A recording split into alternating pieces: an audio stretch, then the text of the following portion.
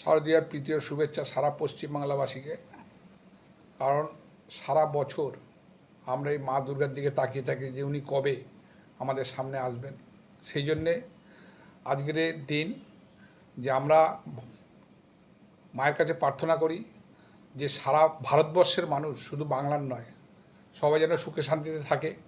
এবং সর্বজাতি ধর্ম নির্বিশেষে সবাই একত্রিতভাবে এই উৎসবটাকে পালন করে এবং শুরু থেকে শেষ পর্যন্ত উৎসবটা সবাই উৎসবমুখী হোক এবং সবাই মিলেমিশে যাতে উৎসবে কোনো রকম বিঘ্ন না ঘটে, কোনো রকম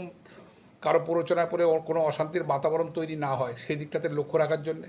আমরা চাই যে আমরা হাসির বাংলার মধ্যে থেকে যেই সুন্দর বাংলায় মা দুর্গাকে সামনে রেখে আমরা সবাই দুর্গোৎসবটাকে ভালোভাবে পালন করতে বার্তা দিচ্ছি সবাইকে। শুধু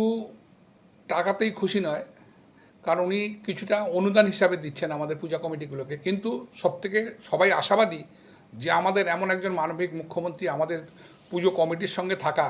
এবং পুজোটা যাতে ভালোভাবে করা যায়, কোনো আর্থিক অসুবিধা না হয়, তার সহযোগিতা করার জন্যে তারা সবাই মাননীয় মুখ্যমন্ত্রীকে ধন্যবাদ জানাচ্ছেন এবং দলীয় তরফ থেকে আমরা গর্বিত যে এমন একজন নেত্রীকে সবাই মিলে শুভেচ্ছা বার্তা পাঠাচ্ছেন, যে এমন একজন নেত্রী বিরল ভারতবর্ষের মুখে, যিনি সবসময় যে কোনো উৎসবে মানুষের উৎসবমুখী এবং সহযোগিতার হাত বাড়ান। আমাদের মাননীয় মুখ্যমন্ত্রীর সঙ্গে আমাদের সকলের প্রিয় সংসদ অভিষেক বন্দ্যোপাধ্যায়, উনি ডায়মন্ড হাবড়া প্রশাসনিক স্তরে যতগুলো পুজো আছে সবার একটা গাইডলাইন করেছেন এবং রুটম্যাপ করেছেন, যাতে মানুষের কোনো পুজো মণ্ডপে যেতে কোনো অসুবিধা না হয়। শুধু বড় পুজো মণ্ডপই নয়, তার আশেপাশের যেসব শাখা সংগঠনের পুজোগুলো আছে সেই সমস্ত কিছু তার রুটম্যাপের মধ্যে দেখানো আছে। এবং সঙ্গে সঙ্গে আমরা আমাদের 1 নম্বর পঞ্চায়েত সমিতি শুধু নয়, টোটাল ডায়মন্ড হাবড়ারবাসীর কাছে আমাদের অবজারভার সাহেব জাহাঙ্গীর সাহেবের নেতৃত্বে আমাদের যত দলীয় কর্মীরা আছে তারা সর্বদাই যেন মাঠে থাকে এবং পুজো কটা দিন তারা যেন সবাই সঙ্গে থাকে, যাতে মানুষের কোনো রকম অসুবিধা না হয় সেটাকে লক্ষ্য রাখার জন্য। আরেকটা বার্তা হচ্ছে যে আমরা প্রশাসনের কাছে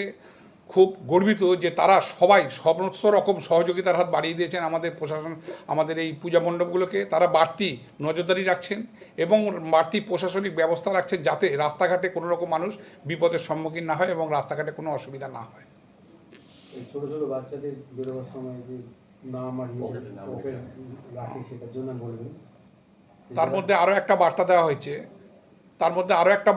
আমাদের যেসব ছোট ছোট বাচ্চাদের নিয়ে মা ও